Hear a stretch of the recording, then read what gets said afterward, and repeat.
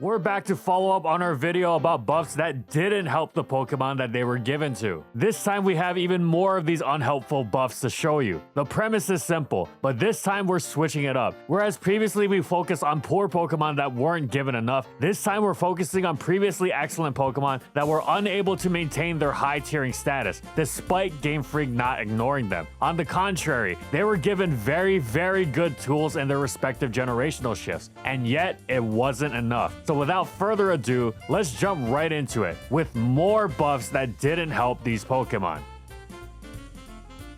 But first, get the buff that these Pokemon should have gotten to their sleep, because this video is sponsored by Helix Sleep. My goodness, this is by far the most comfortable mattress I've ever slept on. And that's because this mattress was matched with me via Helix's sleep quiz. My partner and I both took the quiz, and they sent us a mattress that is perfect for us. Personally, I'm a back sleeper who likes medium firm mattresses. I don't like too soft because I have back problems, and my back sinking into the bed hurts it. We received the Helix Midnight. The mattress comes rolled up and compressed in a box, and it's very easy to set up. Like literally you just unwrap it on the bed and watch it decompress and form. Helix also provides free shipping to anywhere in the US. Helix was even kind enough to send us a mattress with a Glacial Tex cooling cover, which keeps us cool and comfortable while we sleep. I especially love this feature because for years, I've had to deal with memory foam mattresses absorbing my body heat and the heat waking me up at night. Now I can safely say I do not experience that. The Helix lineup offers 20 unique mattresses, including their award-winning Luxe and Ultra Premium Elite collections. Helix mattresses have a 10-year warranty, and they even offer financing options and flexible payment plans, so a great night's sleep is never far away. And the best part about all of this is that Helix has a 100-night sleep trial, so you get to use it for over 3 months for free to make sure you love it. So if you want the most comfortable mattress ever and also support the channel to help us produce more content, click the link in the description below to get an exclusive offer of 27% off and 2 free pillows. And thank you to Helix for sponsoring this video.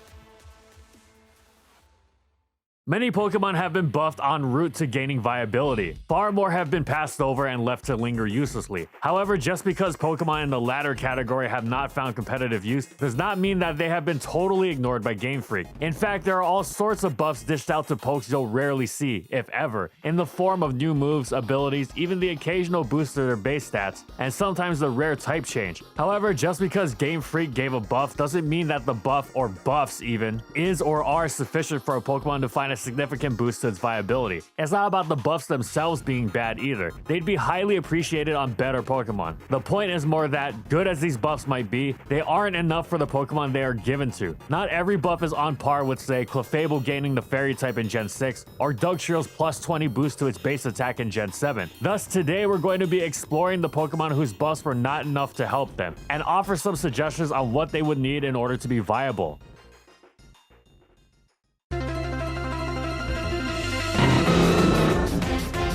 When Blaziken was reintroduced in Generation 8, it was coming off of a streak of 3 consecutive Uber placements. Ever since Generation 5's Dream World had given it Speed Boost as its hidden ability, it seemed almost like a fundamental truth of Pokemon. Give Blaziken Speed Boost and it will be broken. It was maybe a little surprising at first, but made complete sense in retrospect. Here you had an immensely powerful attacker, held back by its frailty combined with lackluster speed. Now take away the speed part. Shocker, when you can't deal with it by outrunning it, it becomes overwhelming. It seemed like it was a cinch for a 4th straight ban to Ubers, as it only had seemed to improve. Now it had U-Turn, which was self-evident in its excellence, but uniquely superb for Blaziken in that it was particularly ruinous to the likes of Slowbro, its best answer, especially if strengthened by the choice band that Blaziken will wind up equipping later in the generation. If its best answer couldn't switch into it safely, what chance did anything else have? Even U-turning on something like Landorus Therian with Stealth Rock up was an amazing way to chip it and make it more difficult for Lando to take on Blaziken, or its teammates for that matter, later in the game. Whatever your Blaziken answer was, U-turn would punish it somehow, maintaining amazing offensive momentum for it. It's almost stifling in its obviousness. Amazing offensive Pokemon gets one of the best moves in the game, semicolon, Pokemon uses move to excellent effect, comma, looks handsome. Especially since the move isn't just general purpose level good, but messing up your best counter level good. That kind of thing will give you the ultimate Je ne sais quoi type of radiance. Additionally, with close combat, combat, Blaziken no longer had to fear high jump kick backfiring on it in a crucial spot it shouldn't be having issues with. When rolling into a protect, ghost type, or just plain 90% accuracy letting it down, the power was amazing, but it was surprisingly difficult to use the move safely against many targets Blaziken should have had no problems dispatching. With close combat, it was almost as strong as it was much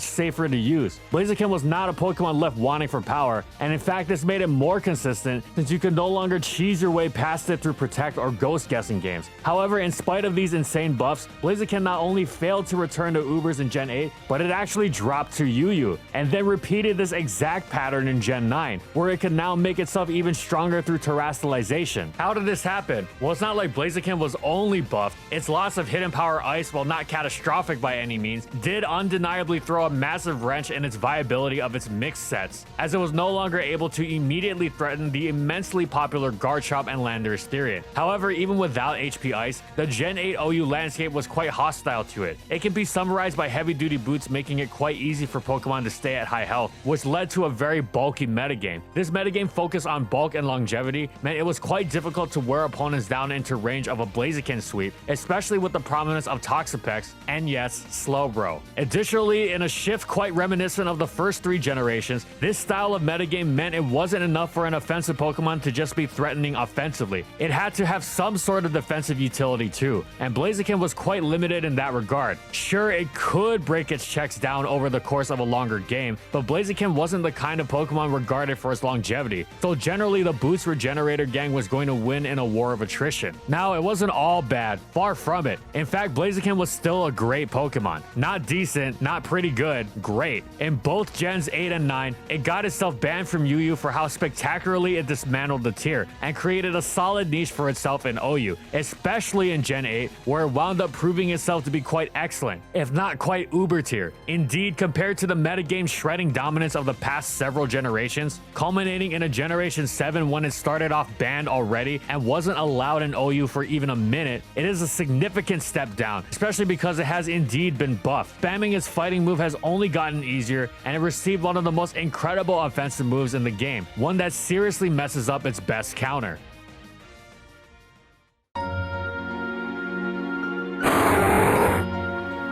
You may be wondering, why not both Lati twins here? Well, because Latias actually did improve with the buffs it received. Agility on stored power sets in particular contributed to it going from top tier UU in Gen 7 to being banned from UU in both Gens 8 and 9, so its buff did actually help. Anyway, the kinds of buffs it received in Gens 8 and 9 are stupefying to anyone familiar with what a Latios at the peak of its powers can do. Even the introduction of the Fairy type couldn't stop it. If in Gen 7, Latios maintained its OU placement through its excellent Mega Form that let it not just keep up with the tide of power creep, but come to dominate it, these moves were surely going to be its Gen 8 and 9 equivalent, which similarly kept it not just afloat, but superb in an increasingly powerful standard metagame, particularly because these moves seem so perfectly calibrated to strengthen it with how precisely they targeted its issues. No hidden power fire anymore? Have Mystical Fire, which was stronger than HP Fire had been even at its peak. Issues hitting the trio of common checks Tyranitar, Heatran, and Ferrothorn all in the same move, and issues hitting Tyranitar in general, have Aura Sphere. Even if you don't wind up hitting Tyranitar hard on the switch, it almost doesn't even matter because it can't pursue you anymore. The one thing really holding Latios back before was how easily it was trapped, and conversely, in matchups where there was no pursuit, it was allowed to switch in and out of battle repeatedly. It absolutely destroyed the opponent. You know what else takes advantage of this newfound freedom? Its newly gained Future Sight, which was far stronger than Psychic and worked beautifully in tandem with its teammates in much the same manner as the Slow Twins were redefining OU with. That's just Gen 8 too. If you wanted to give Latios those tools in previous generations, the player base would already be mortified, but with the downright obscene buffs it gets in Gen 9, they'd straight up be screaming in terror. Flip turn? Give Latios a switch move? What a horrifying prospect. That fairy ruining Psychic stab just gets better and better too. Its buff Luster Purge now hits harder than Psychic ever had,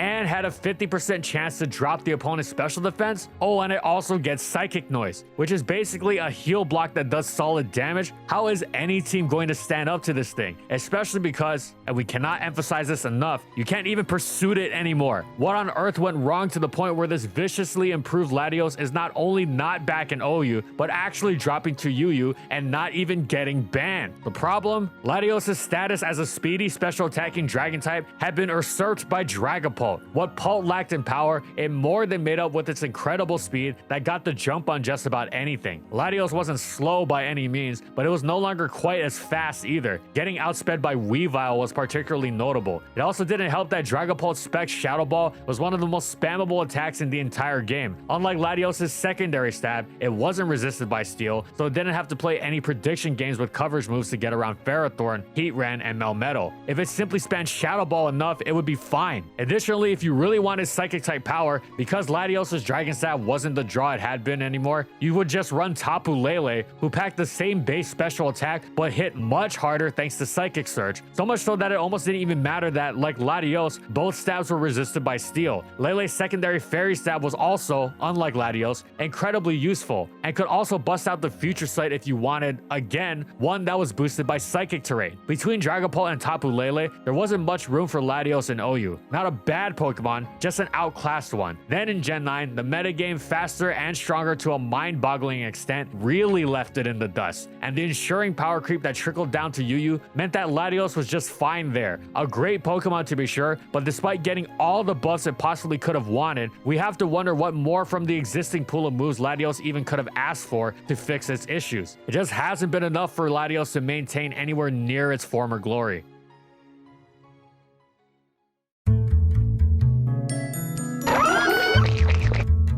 Between its solid bulk, famously excellent typing, and the reliable healing of Recover, Gastrodon had a niche in OU in Generation 4, but upgraded to staple status in Gen 5, where Storm Drain was buffed to becoming immune to water and provide the special attack boost to boot. Most of the time, Gastrodon wasn't actually OU, with the exception of Gen 5, but it was absolutely a significant part of the tier, and there were many stages of many metagames where it was downright dominant. For instance, there was a phase in Ultra Sun and Moon OU where Gastrodon exploded in usage despite being PU because of how hard it shut down major threats in Heatran, Tapu Koko, and both Protean and Ash Greninja. Gastrodon's fundamental traits would always provide some sort of use in the metagame, even if its tiering status was far below such a ranking. It didn't need to actually be OU proper for players to recognize the value of the two of the best defensive types in the game coming together to form an absolutely superb combination, combined with reliable recovery that let it repeatedly answer some of the scariest threats in the game while generally being difficult to KO. No, Gastrodon wasn't a Garchomp counter, but you certainly wouldn't have a good time trying to use Garchomp to take Gastro on. It wasn't a passive wall, it was decidedly obnoxious to switch into between its highly workable attacking stats, solid stabs, including the ever-irritating Scald, and either Toxic or Ice Beam. Gastrodon could even use Clear Smog to take on threats that normally take advantage of walls like itself, such as Calm Mind, Reuniclus, or Clefable. It fit on all manner of teams. Gastrodon was great. Then in Generation 9,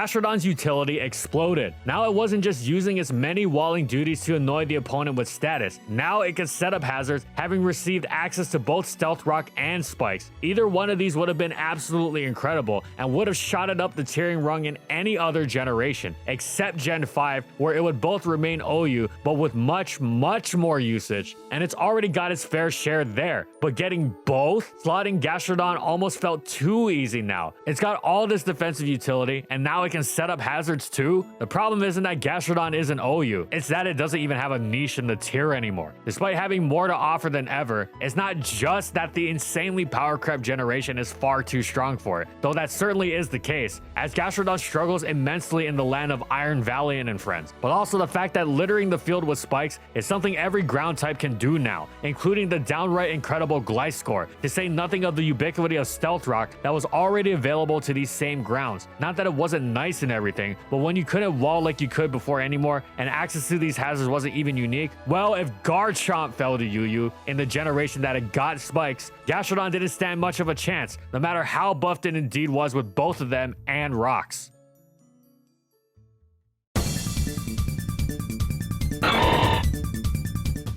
Breloom was an OU force from generations 3 through 6. Even though it was initially BL in its debut, it eventually rose due to the power of Spore and Fighting Stab, including an utterly massive Focus Punch that outdamaged even the mighty Heracross. In each of the other generations, it was a no-doubter. It continued to thrive in Gen 5 even after Sleep was banned. It was a lot more than just a Spore machine. And in generations 6 and 7, with grass types being buffed to no longer be slept by Spore, as well as the continued ubiquity of Poison Heal Gliscor, Spore became far from mandatory. Turns out Breloom has a massively threatening move pool beyond just sleeping things. In fact, in Generation 4, several top-tier movesets popped up that didn't use Spore at all. It simply had other things it wanted to do. Not to downplay the power of Spore, but it's important for where this story goes. Anyway, Breloom was no longer OU in Gen 7, but it destroyed UU en route to getting banned in BL, and still had an OU niche. Upon arriving in Generation 9, it received the close combat buff, which allowed it to wield its Fighting Stab more powerfully and risklessly than ever. It could go stronger, but Focus Punch was hardly the most consistent thing in the world. Superpower was great, but it of course came with an attack drop that made Breloom less frightening on the follow-up turn. Low Sweep was great, and it's tough to say Breloom's power was lacking with it, but it wouldn't turn down the extra power. Close combat was just what Nurse Joy ordered. It wasn't just its Fighting Stab getting upgraded either. With loaded dice, Breloom could guarantee its powerful Technician boosted Bullet Seed hit 4 to 5 times, making it functionally a 100 or 125 base power move. The former outdamaged Seed Bomb by a whopping 20 base power, while the latter was stronger than even Power Whip. Okay, yes, eventually Sleep was banned, and Breloom lost the ability to sleep opponents. But again, as we have established, Breloom is a massive threat even without Sleep. Once again, see Generation 5, which also had the status ban. This was not some Amoonguss-esque Pokemon that was riding the brokenness of Sleep to success. This was a genuinely unique, terrifying physical attacker in its own right, and one that sometimes didn't even want to bother using Spore if it was just going to get checked by grass types anyway. No Spore in your moveset just makes it easier to fit Swords Dance alongside Bullet Seed, Close Combat, and the powerful priority of Stab Mach Punch. With loaded dice, your main 2 stabs are consistently hitting incredibly hard, and you can pick off faster targets with Mach Punch. Power creep means yes, Breloom might not be able to match OU anymore, but what about UU at least? Couldn't a loaded dice Close Combat Breloom be too good for UU once again? Apparently not. Breloom's fall was spectacular, and not only failed to maintain a UU placement, it dropped all the way to NU. That is how gruesome power creep is. All-out offensive Breloom has always been slow and on the fragile side, but has gotten by with its unique typing, ability to take one hit, how impossible it is to switch into when it scares out a slower wall, and how hard Mach Punch hits faster, frailer Pokemon. All of these qualities have been dulled and thrown through the meat grinder of Generation 9. Even the RU tier, led by Pokemon like Tauros Aqua and Blaze, generally operates at a pace and pitch beyond Breloom's reach. It seems stupefying since in addition to these buffs, Breloom can also terrestrialize to really drive home the ability to hit harder and more consistently than ever, but it's not close to enough to stop it from falling off as much as it has. It's doubtful even Spore would really save it. Finally, following in the tradition of Alakazam and Gengar, we've got 2 formerly brutal special attackers who have only been enabled to hit harder than their base 125 special attack stat, in conjunction with powerful stabs already allowed thanks to the addition of Nasty Plot. Yet it has not been enough to catalyze a rise in tiering status. On the contrary, they have instead dropped. Hydreigon actually used Nasty Plot very effectively in early Gen 8 OU, but as more and more Pokemon were reintroduced, it stopped using Nasty Plot, as it needed to function more immediately than with the free turn required of it, and also dropped to UU as its talents, while still appreciated, were no longer as well suited to the stronger, faster direction the metagame headed in. And in UU, the same dynamic applied, as Hydreigon didn't use Nasty Plot almost even there. At least that was maintaining its UU status from the previous generation. Though while you could say it's disappointing that Nasty Plot didn't vault Hydreigon back to the OU status it had boasted in its original generation, it's not a downgrade. No, the reason Hydreigon qualifies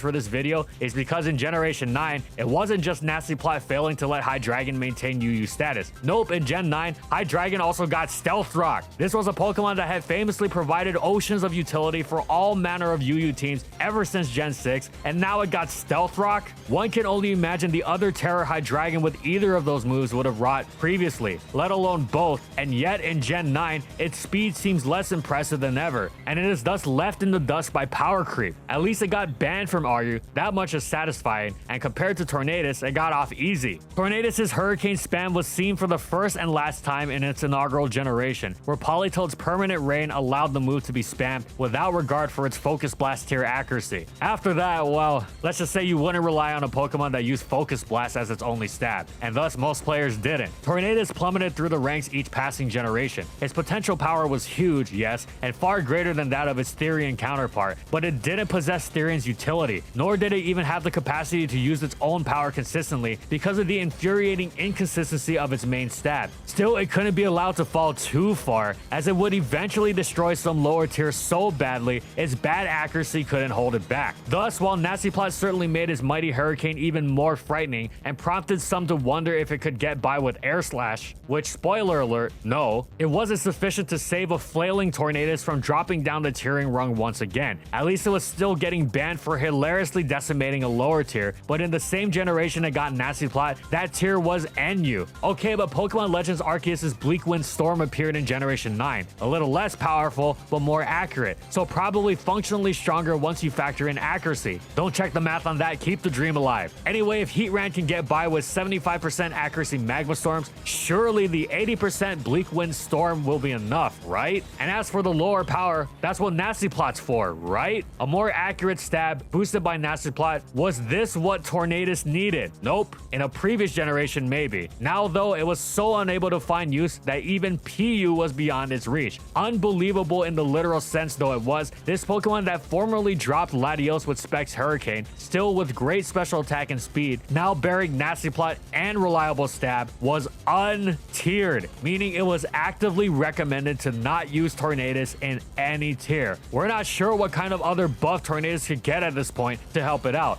but please Game Freak, something. Those Gen 5 remakes better deliver the goods and then some. And that's it. Once again, let us know if you thought we were on the money with these. And of course, let us know what buff Pokemon you've noticed have not succeeded despite their buffs. Success in this case defined as being able to at least maintain its tiering placement from the previous generation. It's not about handing out buffs left and right, it's about handing out the right buffs. Now, these buffs were still very, very good for the Pokemon involved, it just wasn't enough. If you have any ideas of how to improve these Pokemon, seriously, Latios and Tornadus are just breaking our hearts. Let us know in the comments, and we'll see you next time. Thanks for watching, everyone, and as always, if you liked the video and you want to see more, be sure to subscribe to False Swipe Gaming for more weekly Pokemon content. And thank you so much to our patrons for continued support of our videos, and thank you to everyone else watching as well.